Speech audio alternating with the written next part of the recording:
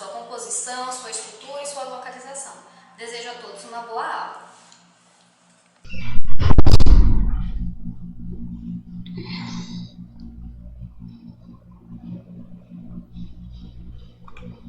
Nesse vídeo, gente, nós vamos falar sobre o sistema solar, né? Sobre a sua localização, sua composição. E não tem como falar de sistema solar sem começar falando pelas estrelas, né? O que são estrelas, né? Elas são grandes esferas formadas por plasma aquecido. Ou seja, as estrelas, elas são a principal razão da existência da vida. Tudo começa com as estrelas. Primeiro porque elas fornecem luz e calor necessários para a existência da vida e porque é a partir da explosão de estrelas que há a formação de átomos, a liberação de átomos que vão formar toda a matéria que existe, porque nós já sabemos que toda a matéria é formada por átomos. Aqui nós temos uma sequência, né, de como se inicia o ciclo de existência de uma estrela até todas as fases que ela passa até o momento em que esse ciclo se encerra. Ela começa numa nebulosa, que é uma explosão, né, onde há a formação de novas estrelas. E aí ela passa pela estrela anã, que o nosso Sol atualmente é uma estrela anã, gigante vermelha, supergigante vermelha, até chegar ao estágio anã branca. Esses são todos os estágios da existência de uma estrela. As estrelas, elas se iniciam com a junção de gases nas nebulosas, né? E essa junção de gases, né? Esse processo que fornece energia, luz e calor das estrelas, ele perdura enquanto houver combustível a ser consumido num processo chamado de fusão nuclear. Dentro do núcleo das estrelas, há o consumo de hidrogênio. O hidrogênio é o elemento químico que é o combustível das estrelas. Essa fusão nuclear, né, esse processo de fusão dos elementos químicos que ocorre no núcleo da estrela, é o que permite a ela produzir energia, né, se manter luminosa e quente. Por exemplo, o Sol, enquanto ele está queimando hidrogênio em seu núcleo, ele está produzindo luz e calor que é enviado para o planeta Terra e que possibilita a existência da vida aqui. O nosso sistema solar, ele está localizado na Via Láctea, né? E o que é o nosso sistema solar? São um conjunto de planetas, incluindo o planeta Terra, que é onde nós estamos localizados, que orbitam em torno de uma estrela. No caso da estrela que nós orbitamos é o Sol, e essa estrela fornece luz e calor para que haja a vida aqui na Terra. Além do conjunto de planetas, que inclui o planeta Terra, nós temos também planetas anões, astros, asteroides, meteoros, cometas, satélites, entre outros.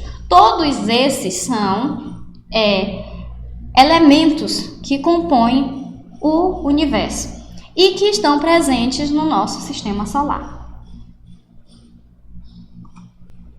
O que é o Sol, gente? Como eu já disse anteriormente, o Sol ele é uma estrela, né? Ele é o principal elemento do nosso sistema solar. Ele representa, gente, a razão da nossa existência e possui inúmeras características que o definem. O Sol, ele vai passar por todos os processos que eu falei inicialmente.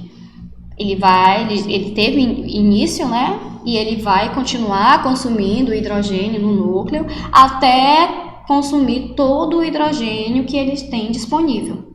Depois ele vai começar a usar outros elementos químicos e isso vai fazer dele uma gigante vermelha. Ele vai expandir o diâmetro dele, vai aumentar consideravelmente, vai começar a engolir outros planetas e até o momento que ele começar a fundir ferro em seu núcleo, ele vai explodir em uma supernova. No momento, a temperatura do Sol já é cerca de 10 vezes maior que a temperatura de erupção do vulcão Vesúvio, que aconteceu na Itália em 1944. Essa erupção é uma das mais memoráveis da história. E o Sol atualmente já tem uma temperatura muito maior que a temperatura alcançada por essa erupção. Imaginem quando ele começar o processo de transformação em uma gigante vermelha. Ele vai ficar muito, muito mais quente do que ele já é atualmente. E quando ele começar a fundir ferro em seu núcleo, ele vai chegar nesse estágio, vai ocorrer uma explosão imensa, onde vai haver a liberação de inúmeros elementos químicos no universo, que irão se expandir e podem dar origem a novos planetas, novas estrelas, novas constelações e assim formar novos sistemas solares. Essas explosões, gente, é nelas que é forjado elementos químicos raros, como o ouro, a prata, entre outros. Eles só há a formação desses elementos em explosões de estrelas gigantes, como essa da imagem que a gente está vendo. Por isso que eles são os elementos mais raros de ser encontrados, porque só eventos como supernovas podem formar esses elementos químicos. Além do Sol, que eu acabei de explicar sobre ele, o nosso sistema solar tem um total de 8 planetas, 5 planetas anões, 179 luas e uma quantidade imensa de corpos celestes, asteroides, satélites, cometas, que eu já falei anteriormente, né? Esses planetas, eles são divididos em planetas rochosos e planetas gasosos.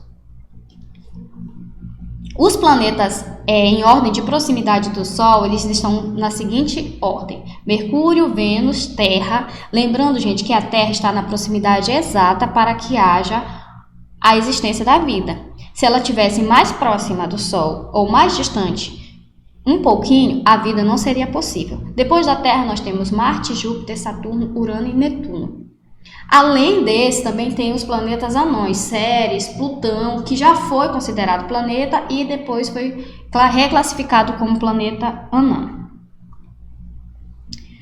Tudo isso que nós falamos até agora está relacionado ao universo, né? E é estudado pela astronomia. Por que é importante conhecimento sobre astronomia, né? Por que nós precisamos conhecer sobre o universo? Por que é interessante estar aprendendo sobre o espaço? Parece tão distante de nós, não é mesmo? Questões como onde estamos, de onde viemos e para onde vamos são essenciais para entendermos quem somos e o que podemos fazer aonde estamos. A astronomia ela serve para saciar a curiosidade que é inerente à nossa espécie. A gente sempre está se perguntando, né, quem nós somos, de onde nós viemos, para onde nós vamos. Muitas pessoas buscam essa explicação nas questões religiosas e outras nas questões científicas. Uma não anula a outra e ambas podem caminhar de mãos dadas. O certo é que quanto mais nós estudamos, mais nós aprendemos. E quanto mais aprendemos, melhor nos tornamos, ou pelo menos deveríamos. Então, entender o universo produz conhecimento também para a descoberta e a invenção de tecnologias que podem, né, ser essenciais no nosso dia a dia. A partir do conhecimento dos satélites naturais, foram criados, por exemplo, os satélites artificiais que permitem as comunicações a longa distância, como os telefones celular, a internet, o envio e recebimento de imagens via rádio, televisão. Todos esses benefícios que a vida moderna nos permite, eles são resultado do estudo do universo. A partir do momento que o homem começou a estudar o universo, ele começou a descobrir, a criar e aprimorar as tecnologias que nós temos. Portanto, além da questão filosófica das perguntas de onde viemos, por que estamos aqui, para onde vamos, tem também toda a tranquilidade, toda a comodidade da vida moderna que é resultado desse conhecimento do universo.